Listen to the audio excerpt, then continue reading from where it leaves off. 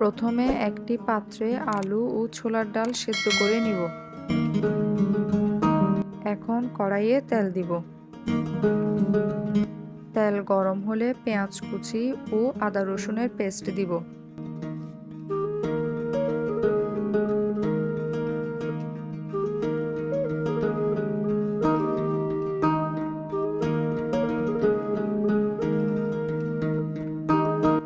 স্বাদ মতো লবণ দিব।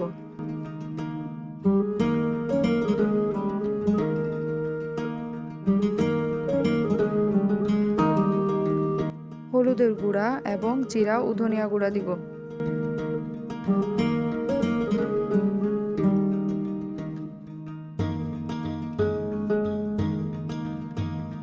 মশলাগুলো কষানোর জন্য অল্প করে পানি দিব।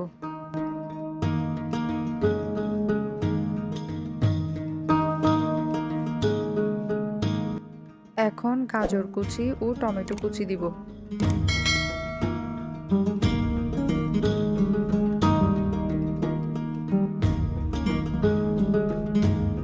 কাঁচামরিচ কুচি দিব।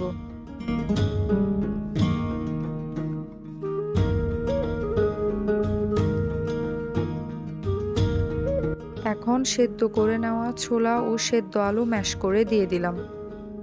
ভালো করে নাড়াচাড়া করে নিব।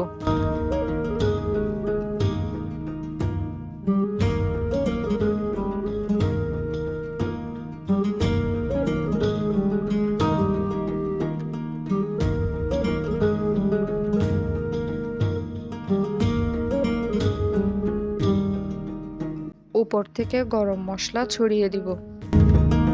আবারও নাড়াচাড়া করে নিব।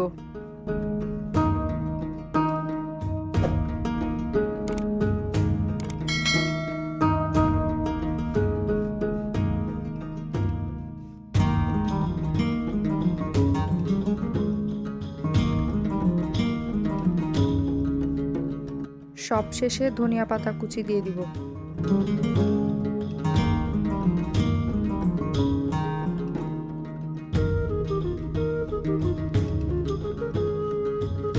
হয়ে গেল ছোলা ভুনা বা বুট ভুনা রেসিপি। রেসিপিটি ভালো লেগে থাকলে চ্যানেলটি সাবস্ক্রাইব করে পাশে থাকবেন। ধন্যবাদ।